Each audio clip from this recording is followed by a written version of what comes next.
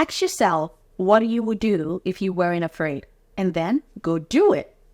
Welcome to the chat with Selassie. My name is Selassie, and thank you so much for stopping by today to watch today's episode. Today, we will be having an interesting chat again with Udo Ebulu. If you would like to know a little bit more about Udo Ebulu, please go watch the first episode with him, and you get to know a little bit more about him.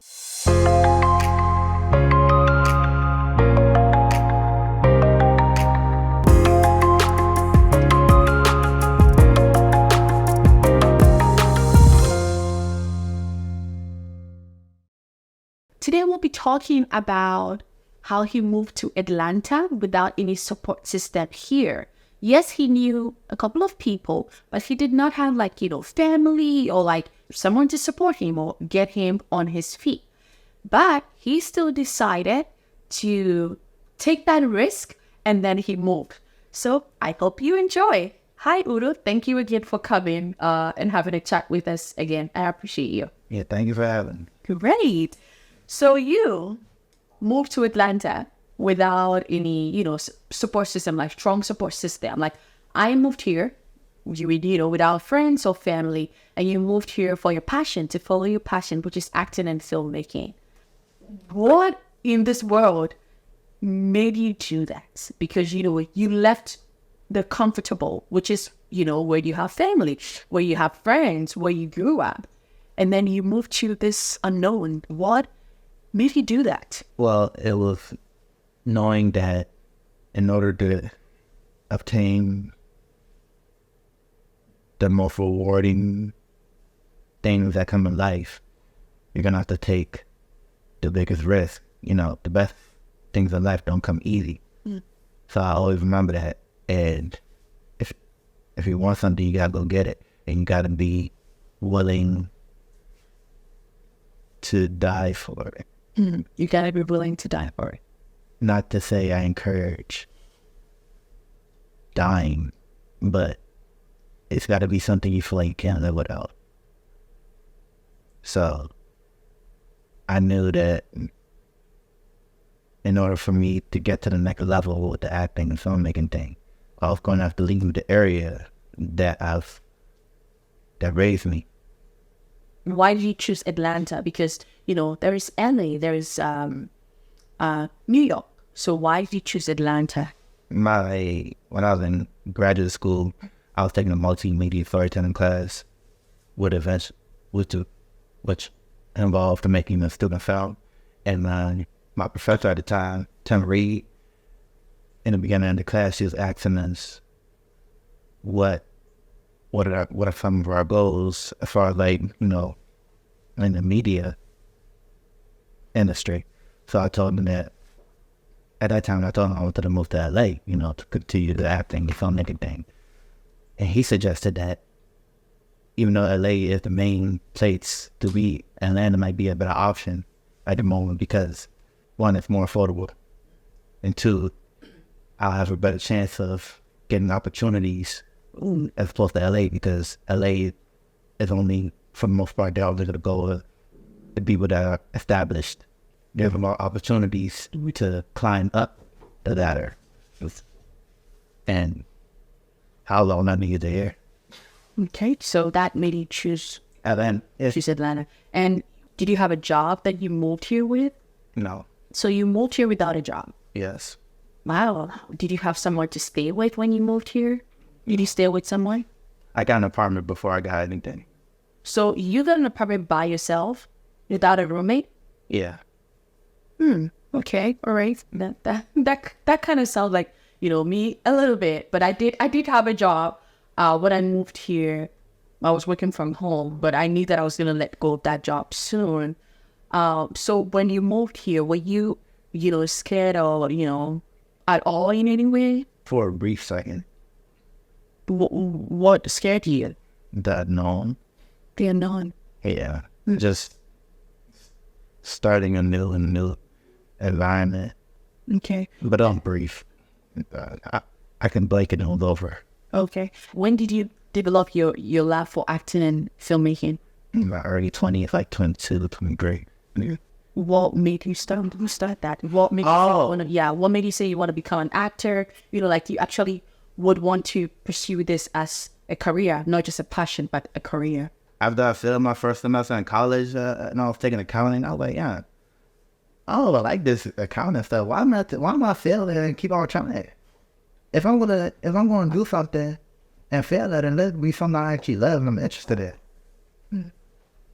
So that was it. And accounting was cool. Accounting has its benefits, but acting just seemed more fun. It just seemed, for me, like a way for me to just like perform. You don't know?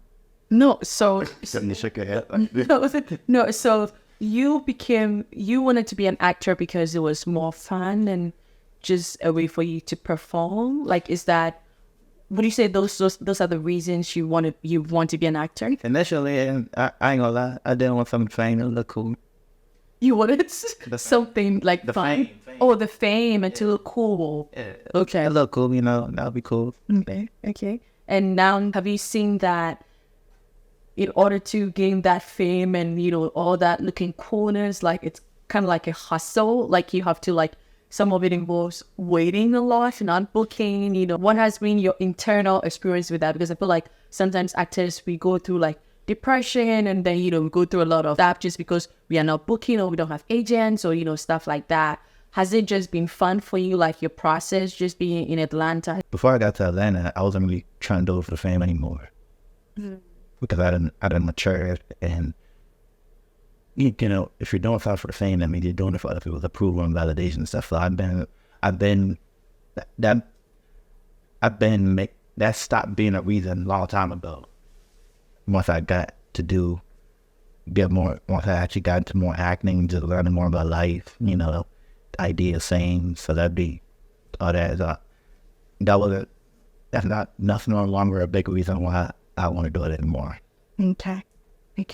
So back to when you moved here without a job and then you got an apartment before you moved here, did you save money? Or how long did you know that, okay, I'm going to make this move, I'm going to save money? Or, did you even have savings at all? How did you cope without, an income coming in when you moved here? Like, how did you do it? Unfortunately, I got a job 2 weeks after I finished my residency. But I didn't know that was going to happen. I was hopeful that it would happen.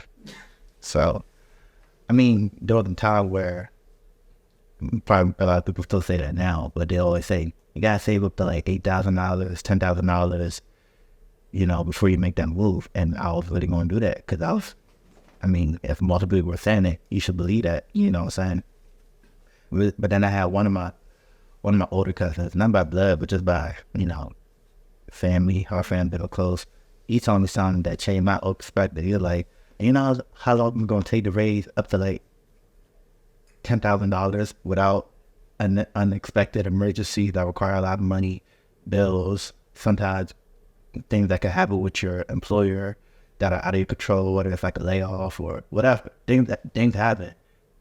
By the time you're able to save up to $5,000-8,000, you're going to be much older than you were when you decide to do that at that moment, and that's hindered. That can be a hindrance. So he told me that, man, forget about saving up to that, because it's going to take too long to save up to that unless there's no interruptions or anything like that. And I'm like, you know what? You was right. So I forget all this. As soon as I get an opportunity, I'm moving. And COVID kind of helped, you know what I'm saying? When we got stimulus checks. You remember when we were against stimulus checks? Yes. Right. Yes, the stimulus checks. So I graduated from graduate school in December of 2019. And I started working. I was doing temp work early in 2020s. And then COVID happened. The lockdown. One of the things that my cousin was talking about, unexpected things that can keep me from saving. Yeah. The type of job that I had to stop doing that because of the lockdown, and I was not making money. And I was pissed. This is an obstacle that I would have never anticipated. And it was making me upset because I couldn't make money. It was stuck in my goal. I was ready to move to Atlanta in the next summer of 2020, but that didn't happen. It was delayed. And my pride wasn't allowing me to like accept the stimulus check. 'Cause I was like, man, I got 2 degrees. I'm Buddha. I ain't about to take no money from no goddamn government like that. What the hell I go to school for? But fortunately, my sister didn't give up on trying to convince me of how I could benefit from it. You know what I'm saying? 'Cause, you know, I just wasn't able to get the jobs anymore just because due to the lockdown. So during the time, I just like, all right, let me make the most of this time, this free time that I had. So I was watching movies. I was reading more of my books, and then I made a movie. That was COVID related. Not that it was COVID related, but you know, something that could work within COVID. You know, little small, you know, stuff like that. And I was like, they gave me money. They gave me pretty much the amount that you would have made how you've been working. Yeah. I got that, and I got that while, you know, improving myself in my craft. I'm like, interesting. So I was like, I got up to like $5,000-$6,000, something I would have made over that 6-month time period of COVID, but I didn't have to use it. I'm like, I can use this to move to Atlanta. So then I started applying I started looking around based on the codes and stuff, started asking somebody that I knew out there, that I met out there one time I wanted to go visit. She'll pretty much giving me the game about like where to go, what area to live in, where I can be close to the necessary areas for my career and stuff. You know, doing a lot of that research. I was asking people that had moved, that had relocated to another state before, what their process was like, finding an apartment, knowing the ups and downs, pros and cons. I had one of my cousins that didn't live out there. He was giving me some advice. He told me, I asked him how much did he have when he moved out there. He said 1,000. I was like, wow. Yeah. And he pretty much did what my other cousin told me, you know, no way to save that much. I was like, so I had to figure it out, man. I just started working. I was just hustling. I was if I don't hustle, I'm a die, you know? Yeah. You gotta die for it. I'm like, I bet I'm not gonna do that, Jack. So I got an apartment without even looking at that thing, because the goal was to like scam it out, and I would visit there for a couple of days to see all the jacks that I had researched. But something happened in my family, with my mom, she pissed me off or something about something. It was pretty much, I was getting tired of like taking orders in the house, because it wasn't my house. I wasn't paying bills. It was my mom, and I wanted to respect that. I didn't want to disrespect that. So I'm like, but I do need my own place. I love you, but I'm too old to be living with you anymore. Yeah. So I have to get out. Our story's kind of similar. You know, unlike you, I actually had to sing. Like, I was so scared that I did save close to 10,000, just like the way people said. Because I did, you know, I went online, I was reading, I was talking to people, and just I was so scared that, you know, I'm gonna be here, I'm gonna be jobless, and I was scared of being homeless. So I did save close to 10,000 moving here. Fortunately, I came here first to I stayed on Airbnb, and the lady who hosted me happened to be looking for a roommate at that time, you know, which was here in Brookhaven as well. So I stayed with her for a little while, and I knew that after a while I just wanted to live by myself. So that was my story. But I also did have a job that I was working from home, but I knew that I wanted to like quit that soon and, you know, start my hustle as well, and just continue pursuing acting and you know, and filmmaking as well. And so you got here. No, back to you. You got here, and then 2 weeks later you had a job. And I know that you said you were hoping that will happen. Do you think that faith played a part in that? Like, did you have faith that when you moved, like something, a door was going to open, you know, something is going to work out for you? Absolutely, because I wouldn't have made that decision if I hadn't faith. Yeah. Okay. And I feel like leading up to that point, I did everything that I should do, to the point where if I was in a situation where I was jobless, it wouldn't be for long because I had obtained a master's degree, which would make me more qualified amongst other people, you know. And I just felt way more smart and more wiser than I did the first time I graduated. So, and then also just like take those higher risks, you know what I'm saying? You never know till you try. And I'd rather die trying than to live on my knees. Okay. So would it be fair to say that if we go back in time, you would take this risk again? Yeah. Okay. Okay. And now that you are here in Atlanta, how is, acting and filmmaking going for you? Let's be honest, because I know this, sometimes we don't want to talk about struggles as actors, but we have a lot of struggles, as actors, as entrepreneurs, like we just have a lot of struggles, so how has it been for you so far? Have you booked anything that we should be looking forward to? Like, how has the journey been for you? Well, I haven't got a lot of bookings, but I ain't tripping too much because everything happens for a reason, even if I can't understand it at that moment. So long as I'm not discouraged and I'm continuing to, I'm figuring out reasons why on my own, why I haven't yet booked. And once I realize that, then I make those adjustments. But in the meantime, I'm just taking acting classes, so I'm still in the field.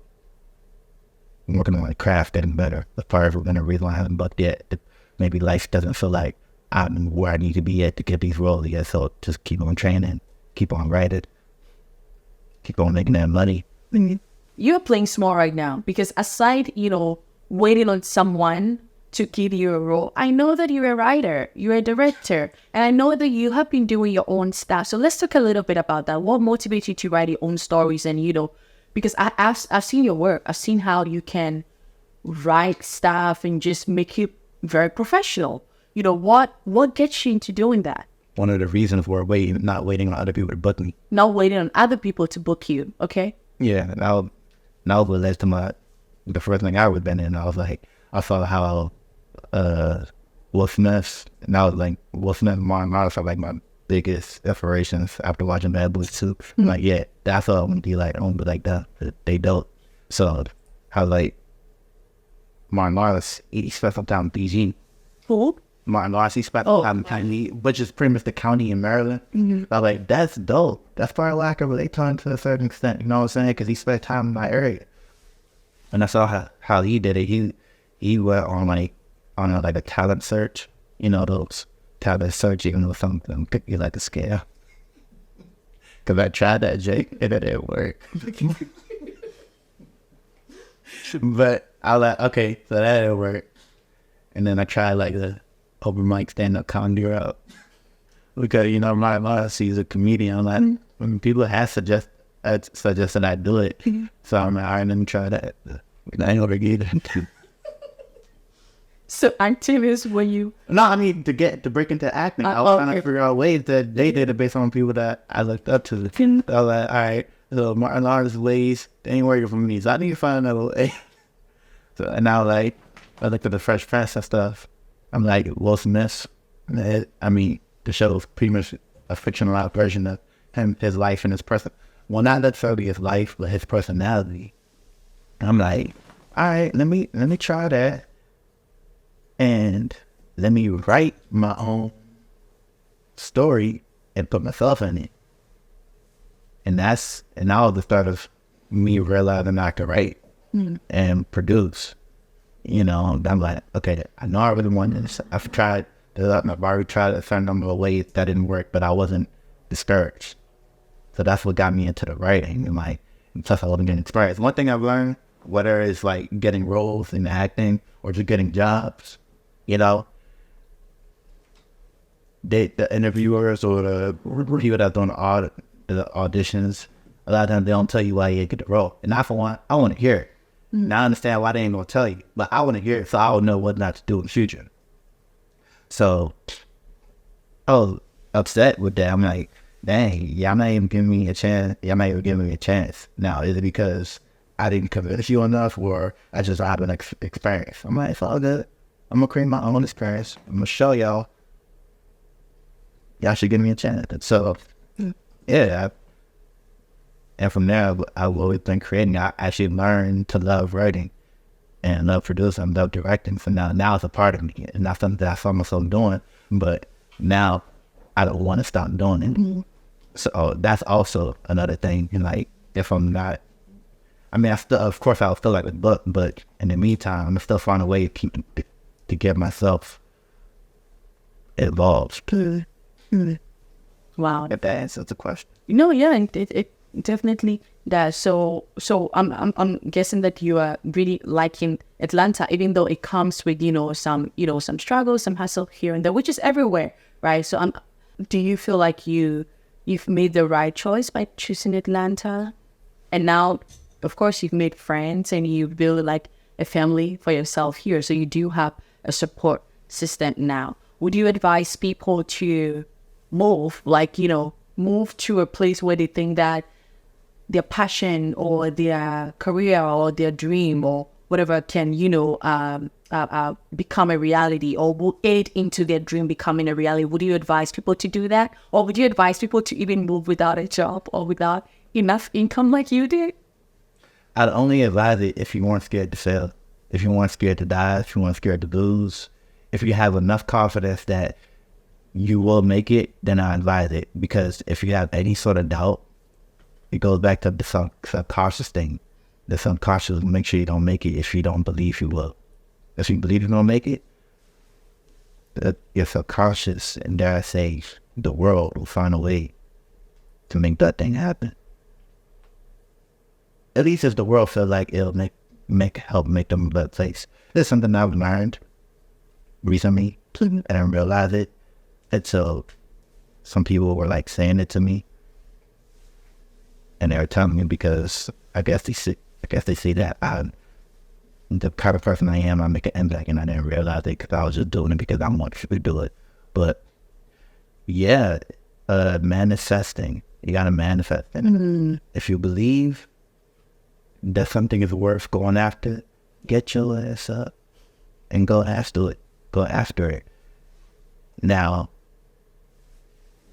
it may not always work the way you want it to work. It may not be easy in the beginning, but most things aren't easy in the beginning. But you have to have enough mental toughness and enough faith to keep on going despite the hurdles. It's like going into a tunnel. You go in, it's a long tunnel, and it's dark, but and it's hard to maneuver. But just know that everything is going to be all right in the end. And if it's not all right yet, then it's not the end. Whatever the end is, whether it ends gloriously or not, if you're still in it, then it's not the end, and it's going to get better. You just have to keep on walking through that tunnel, because by the time you get out of the tunnel, it's a light. Shining. Yeah. And it's relieving. You could possibly put a smile on your face, a sigh of relief, probably tears of joy. Keep on going through that dark ass tunnel until you make it to the end and you see the light. I really like that analogy. I think I remember watching Tyler Perry on an interview, or either an interview or his book, one of those, where he gave an analogy that, when we are driving at a very dark place, or when we are driving while it's dark, our light, Headlights. Yes, headlight. It can only see so far. It will not show you the entire road, right? It's not enough light to lit the entire road all the way to the end. So while you move, it keeps revealing, or it just like light a little bit at a time. While the car is moving, you'll be able to see, okay, some few feet in front of you, some, the next mile or two, you're able to see that, but you're not able to, if your journey is a 9 miles journey and it's on a straight road, that light is not enough light to show you the entire 9 miles, but it shows you a little bit at a time. And I think that is what chasing your dream or your passion is like, is that, the faith you have, or that zeal you have, can, like, it carries you, on little by little And then as you go, you build enough muscle, you build more muscle to be able to continue. Like you have enough muscle right now to go from 1 to 3. And then by the time you get to 3, you build enough muscle to get you to 5. I feel like that is, what it's like. Going back to mental toughness, right? Just being tough in your mind. Let's talk a little bit about fear, because I feel like we are in an era where I personally hear a lot of people saying that I want to do this, I want to do that, I want to pursue this. I hear a lot of people being talkers. They are talkers but not doers, right? And I think fear plays a major, major, major part in, actually going after what you want. So did you have any experience with fear at all? Like before you moved, or when you actually moved here, or even now that, you are living here, do you think that sometimes fear creeps in and fear, tells you all the things that you cannot do or that you cannot accomplish? Because I think that fear is like a real thing that we have to talk about every day and deal with every day. Yeah, I actually wrote a poem about fear. Oh, you want to share a little bit of some for us? Well, I don't have it off at the top of my head, but I can say that, like, the main thing, fear is like a real or imagined danger, and it's either there to protect you or keeping you from obtaining your goals. And you shouldn't let the fear deter you from your goals. It should rather just give you insight and consciousness, and so you'll know how to go after what it is that you desire. It's all in your head. It's all what you imagine. It's just not present. You're just thinking about it, and the mind plays tricks on you. Mm-hmm. So, but that aside, I mean, I used to be scared of a lot of things when I was a kid. And sometimes it wasn't out of like low self-esteem. It was just like scared of fear. Like some of the stupidest things I'm scared of. And it's just because I think so much. I didn't even realize that I think so much. Mm-hmm. I think about the best things that could happen, the worst things that could happen. And the worst things that could happen just seem to just overtake the good things that happen. It'll stop me from going after something because the bad just seems so much worse, but it's all in your mind. Mm-hmm. I got older, especially after I decided to stop being conservative, increase my low self-esteem. It helped.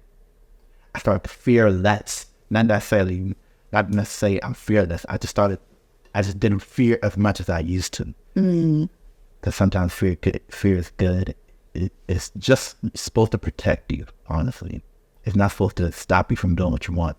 And I say protect just to make sure that you're not harmed or you don't make a mistake. But once you recognize what could possibly go wrong thanks to that fear, know what you can do to prevent what can go wrong from going wrong. So I think once people realize that, or just at least get a better understanding of what fear is in our life, it's only supposed to help us, not stop, prevent us. Yeah, and I've then stopped being afraid and doing things because especially after how I'm achieving, I felt like my high school experience was. I'm like, I ain't about to be scared to do any of this stuff no more. If I fail, so be it. But I'm at least go and see if I can do it. So, okay. What you said about fear being there to protect us, I think it's very true, because I think that in different situations, fear is there to play different roles. I have seen where fear is there to protect, and I've also seen where fear is there to let me know that, like, in this particular situation, I feel afraid because I do not know. Fear of the unknown. So I notice that when I'm going to do something, or when I'm doing something, or even going for interviews, right? Because you don't know what kind of questions they're going to ask you, or whether they'll like you or not. There is this fear because I don't know the outcome. I don't know what questions I'm going to be asked. When I am going to do something that I feel like this is not my area of mastery, or even if it's my area of mastery, it's in front of different people that I have no control over. Even just starting this YouTube channel, there was fear because I don't know much about YouTube. I do have people helping and teaching me, about it, and I have to learn about it. So I notice that sometimes if you don't know something, fear can also creep in, and that is just to tell you that okay, this is an area where you don't really know. But when you learn and you are, open to learning, it kind of like minimizes the fear. You become a little bit fearless, just like you said. So definitely, I think fear does play different roles in different situations. But sometimes I feel like sometimes we make it stop us. I hear people say, I am afraid, instead of I feel afraid. I think fear is just a feeling, right? And I am is like your existence. It's like I am. I think anything that comes after I am should be something uplifting, should be something positive. Because I am is like a whole you, and you are not fear, right? You are not made out of fear. You're not made out of fear. So, I feel like we should learn to say, I feel afraid. Just like we say, I feel happy. I am happy. It's an emotion. Fear, it's an emotion. So why do we always say, I am afraid versus I feel afraid? Because I am just makes it a little more, how to call it, permanent. And then I feel afraid makes it a little more momentarily and then, temporary, So I just think that, I just think I'll share that. What do you think? I am afraid versus I feel afraid? Not definitely, because feelings fluctuate. Like who you are can be long term depending on how long you make it that way. So I definitely agree with that. And to be the fear of the unknown is, I think, like it's perfectly understandable to be afraid of something you don't know yet because you've never experienced it before. But again, the fear is just letting you know, okay, this is something new. Not telling you to be afraid, it's just letting you know to be more with caution. How people can stop being afraid of the unknown is to actually put in the work to figure out what it is so that it becomes known. So you'll know how to handle it or how to go about it. Because when you're not going to be afraid of something that you know of or you're good at, you have confidence with it. So that's the thing. When you're afraid of the unknown and you don't allow the fear to tell you to figure out what it is that's making it so unknown, so you can make it known, you can understand it, you're always going to be afraid. People, well, here's what I did. I'm such an eager learner, and I refuse to like be intimidated. So I take it upon myself to learn as much as I can, to always find myself in a learning mode, whether to learn from anybody and anything, regardless of the age, regardless of the race, regardless of the gender. It don't matter. You can learn something from anybody. It's allowing you humble yourself and reduce your ego. You allow yourself to be able to learn things even before something arrives. That way, when it does arrive, you're like, okay, I know how to handle this. Like, hypothetically speaking, if we just happen to live in a stone age or whatever, and we see a dinosaur pop out of nowhere, everybody's expecting dinosaurs to be extinct. Let's just say I just decided to learn all about dinosaurs just because I was curious and I learned what killed them and what their weaknesses are. If I see a dinosaur, two things could happen. I'll be a little frightened because, I ain't see it coming. Mom will be like, oh, that's a dinosaur. I'm like, I know how to handle this. One, if I don't have the necessary equipment to face it, I'm getting my ass out of it. That's one way to get away from it. That's one way to handle that. But two, if I have the resources, I'm going to take it down because I haven't studied it. I know how to do it. So I'm not going to say, like I said, I fear less. I'm not going to say I'm not afraid, but I don't fear much because I know what to do. And also, it's just look tight. It look cool. So, just about the fear of that unknown thing, yeah.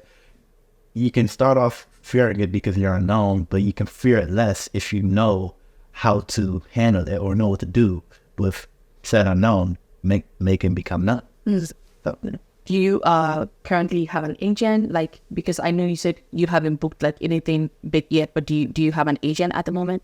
No. Not yet? Not yet. It will come.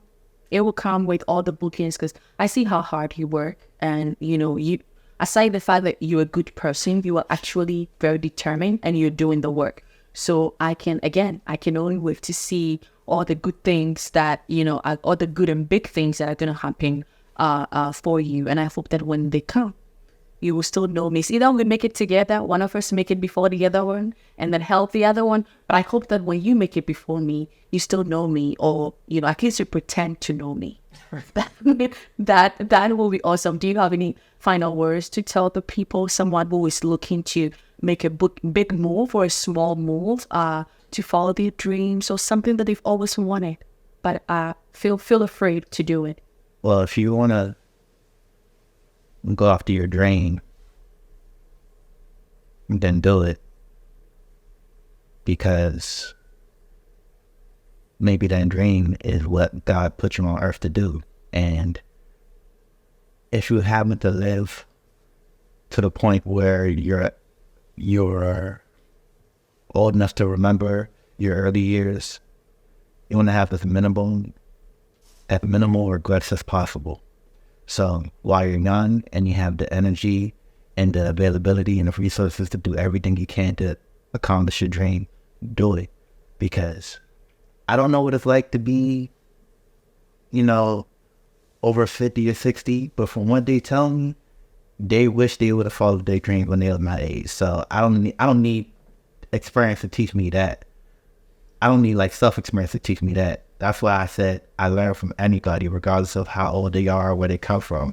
If you tell me something, I'm going to take it seriously. And that's something I take seriously. I follow your dream now, because if you live long enough to remember the time you could have, you're going to feel regretful. You're going to feel miserable.